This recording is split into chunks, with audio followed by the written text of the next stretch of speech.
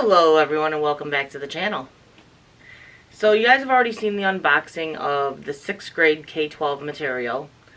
So we've now got Autumn's box, which would be the 8th grade K12 material. As you guys already had seen in a previous video as well, we had chosen to go the K12 route instead of going to traditional schooling. We did not go for traditional homeschool quite yet. We would like to go that route, but we need to do research first. That's just not something I'm willing to jump blindly into. So I am researching that at the moment, and we may decide to go into that halfway through the school year or starting next year. I don't foresee them going back to traditional school at all, unless they choose to.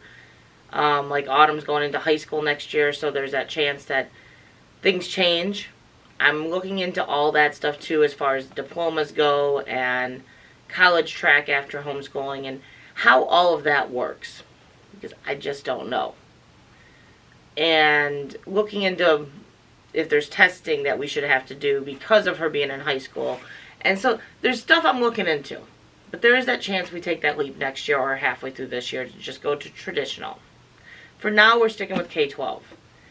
And I know a lot of you guys have wondered what comes in those boxes, what's the cost of K12, all of that stuff, because you guys are coming through this realization with the school year about to start, and we're still dealing with the restrictions and stuff going on with COVID, of do you want to send your kid back to school? What options are out there? What are you going to do?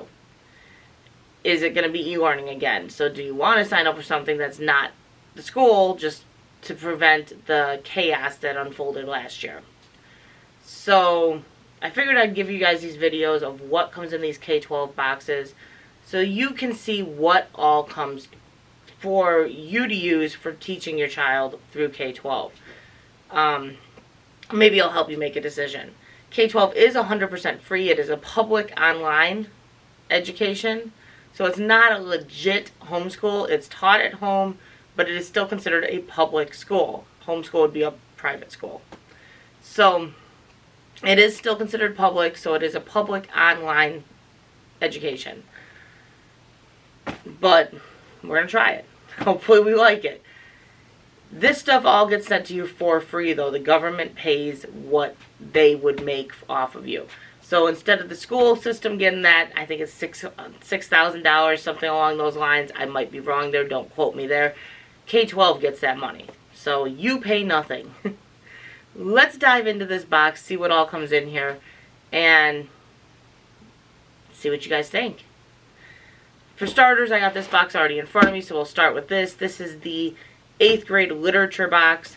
It's already cut open, so I can easily open it. And in the K12 8th grade literature, you get the Diary of a Young Girl, Anne Frank. I think we've all read that book at some point or another. I know I did. And we get Lord of the Flies. I read that one in school. I remember that one in school. Then we have a narrative of the life of Frederick Douglass. I think I remember reading this one as well, actually. So I guess they're sticking with similar books that we read. Classics for young readers. It's got the Raven on the front, so I'm going to guess that Edgar Allan Poe is probably in that box, in that book. We're boxing them up now, too. And then you get a supplemental anthology 8. So that's all in the literature box. So some good books, I think. Some good book choices. Autumn's a bit concerned because her reading level isn't quite up to the 8th grade level. So she's like, I'm not going to be able to read those, Mom. I might have to help her. This is the joy of K12, is you may have to help more than you had planned. When you're not doing a traditional homeschool, you cannot base off of their abilities so much as their grade level. So that's a downfall that I have found with that already. They do honor IEPs. I believe you have to go through a meeting with them. I know we have to go through a meeting with them, so they'll update the IEP to theirs. And when it's online education, it's no longer called an IEP. I can't remember what it's called, but they do change the name of it, but they still honor an IEP. This is all new to me, guys. These boxes are heavy. These are heavy. We got American history before 1865. We're even going to date this. Before 1865. Are we going to the BC era or something? I don't know. And in that box, you get a United States map, as well as a world map.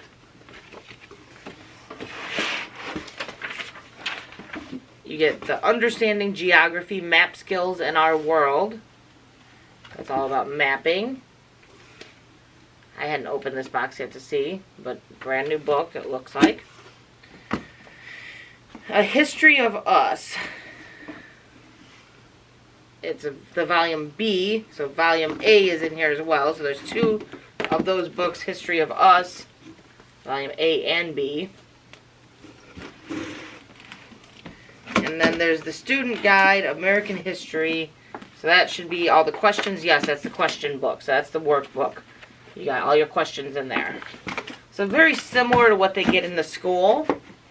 Last year, Autumn had the workbook like that as well. But she didn't have the actual textbook. She got, I don't even know if she got online because we couldn't find it when we were doing e-learning. Geography was very challenging through e-learning, and she did not do so well because we could not find any of the answers because we didn't have the book. And now we know why that box was so heavy. Then we got just a lone Math 8 book. And again, it looks in good shape. It's got the pages. It's a book. Of course it's got pages. My blonde moment. It's got pages! Okay, R5.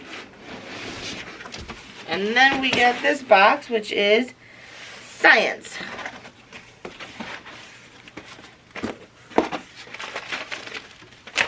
And in the science box, we get some gloves.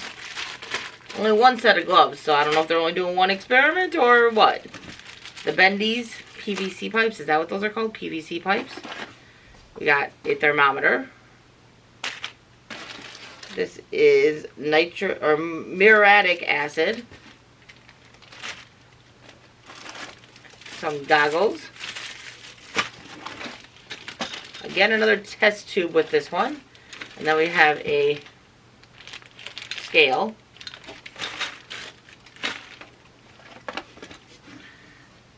Iron fillings. They're obviously going to do some experimenting. We got a bag of rocks. Coarse gravel. Digital scale.